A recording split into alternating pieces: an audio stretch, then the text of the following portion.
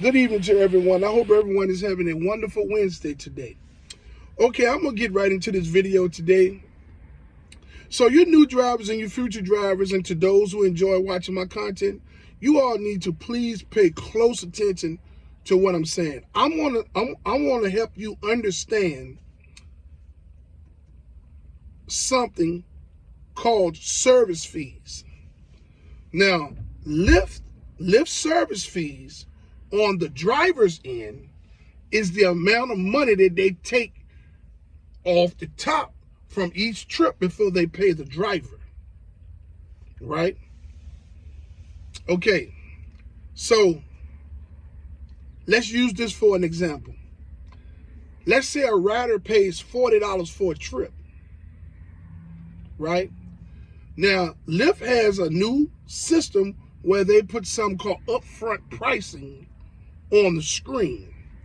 But the only pricing that they show you is what you're going to get paid for taking that trip. So you look at the screen and it's a trip for $11. The rider may be going 10 to 12 miles away. That rider paid $40 for that trip. All of that extra money is service fees. They don't drive. Lyft don't drive nothing. Lyft don't put gas in nothing. Lyft don't provide no one with vehicles. This is the hefty service fees that Lyft has set up to retrieve. And they're doing this to millions of drivers in every state that they're able to operate in as a business, as a rideshare company. Service fees are what is wrong with this Lyft platform, because the service fees are unfairly balanced. So, you know how everyone is excited to go to casinos? People that like to gamble and hope for a chance to hit it big in the casino and get them some extra dollars or whatever. Well, casinos are designed to win at least 85 to 90% of the time. The house is going to win at least 85 to 90% of the time, right?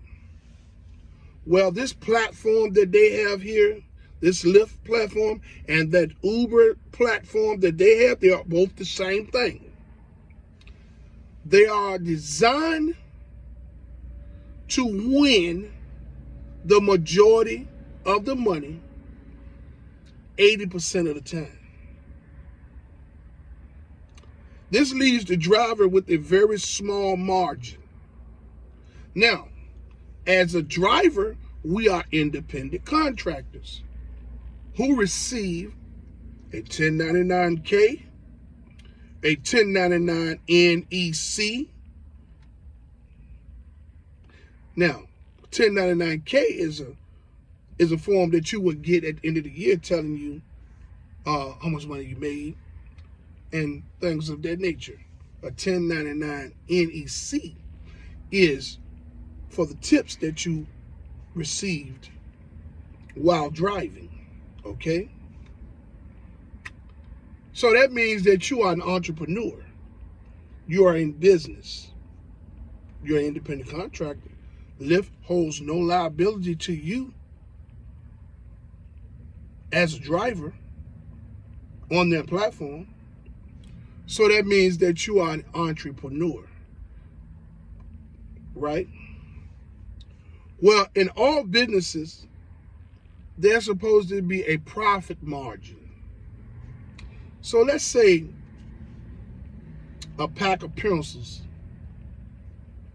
If you buy these pencils in bulk, the company that you buy these pencils from has an MOQ, which is a minimum order quantity of 1,000 packs. And you can get that 1,000 pack of pencils for 3 cents a pack. But yet then once you acquire those pencils in the mail or however they deliver them to you, after you purchase them from the manufacturer, you take those and you put those pencils up, packs of pencils up for sale on your website, in your store, at the flea market, or wherever you may sell things at, yard sales, and you sell those packs of pencils for $5.40 per pack. But you only pay 3 cents per pack of cigarettes. You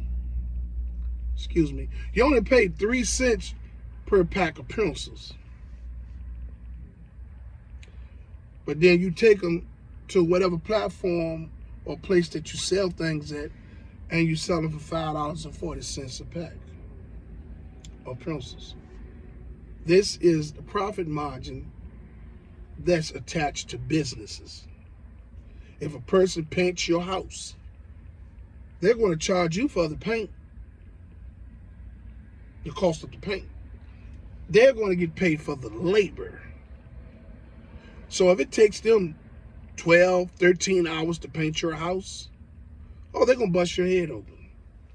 They're probably going to charge you probably about $350 to $400 per hour. You understand? That's the profit margin in business. This Lyft platform and Uber platform, these rideshare companies, have these platforms designed to where that service fee puts them on the winning end on every trip that you take.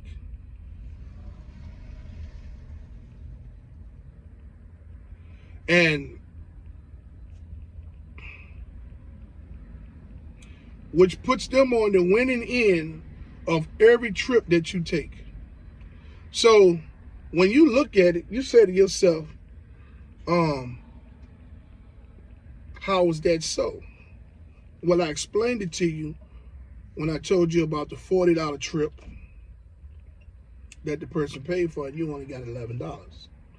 All the rest of that other money goes to the service fees. This is the money that Lyft is charging at an astronomical amount. This is the money that they're taking from the drivers. You get it? So, hypothetically speaking, let's say I made $100,000 this year driving. Lyft took $58,000 in service fees. This is how much money they take away from the trip. Every trip that you make. Okay? So when I'm trying to get you all to understand the service fees, this is what has the deck stacked against the drivers. This is how Lyft is able to win on such a large scale all the time, because you have millions of drivers driving 24 hours a day, 7 days a week, 365 days a year. And if some leap is in there, we're talking about 367 days added to that year. Okay? So, Lyft is getting money hand over fist. The reason why Lyft is declining in the stock market is because all of the ramblings of the mistreatment of the drivers that's making noise around in different states around the United States and outside of the United States is causing the shareholders to sell the stock. Because every time a lot of negative publicity reaches the airways, that stock is constantly falling. People pulling away from it. That's why the price of Lyft stock is somewhere about $10.80 now. Maybe $10.90. You know what I'm saying? They were $72 a share when they went public. in 2020.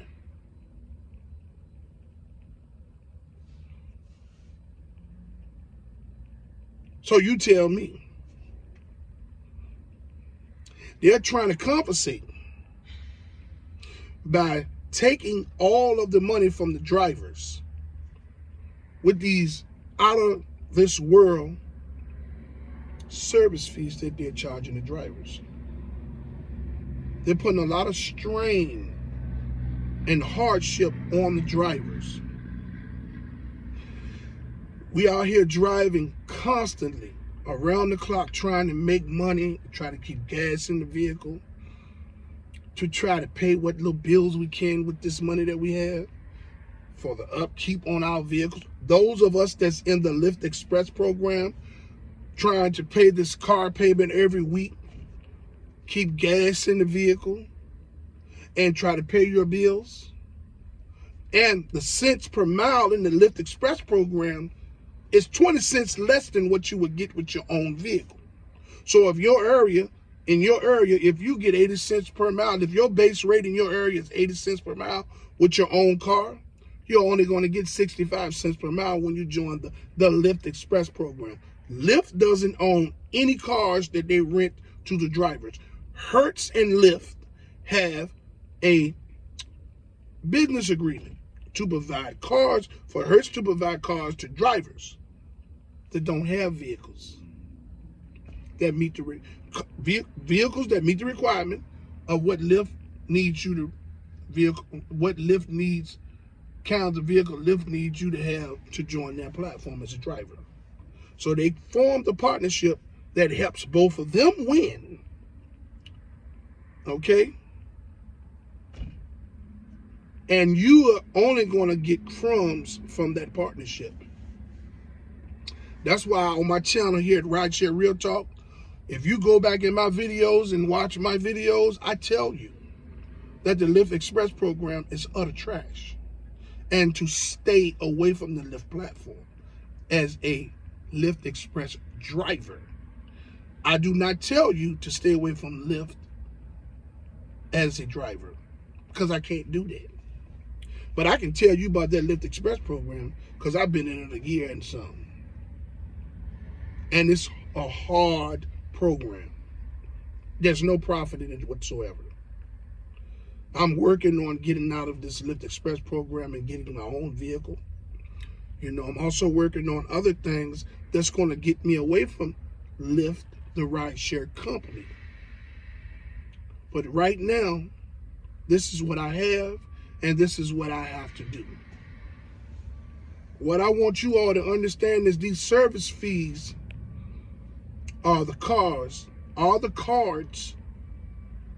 that have the deck stacked against the drivers. This is why there's tens of thousands of drivers in many cities and many states that's striking and protesting. These people are not striking and protesting because they're lazy or because they suck at driving Uber and Lyft. You're talking about tens of thousands of drivers. You can't put that on all them people because those people open their mouths and being vocal. Nobody made them join Lyft or Uber. But the truth is, nobody told you to go get your nails done at the nail shop and get fake nails. Nobody told you go to the hair store and buy that fake hair. Nobody told you, partner, to pay for sex. And ain't nobody tell you to smoke that marijuana. But you did it. Get it?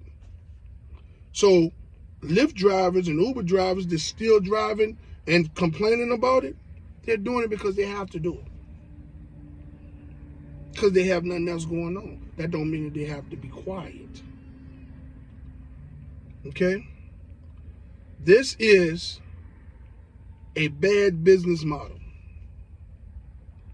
And the service fees are taking all of the money from the drivers. So this was just my attempt of trying to get you new drivers and future drivers and people who enjoy watching my content to understand that this is what has the drivers struggling. Now, there's a lot of drivers that swear to God they're making money.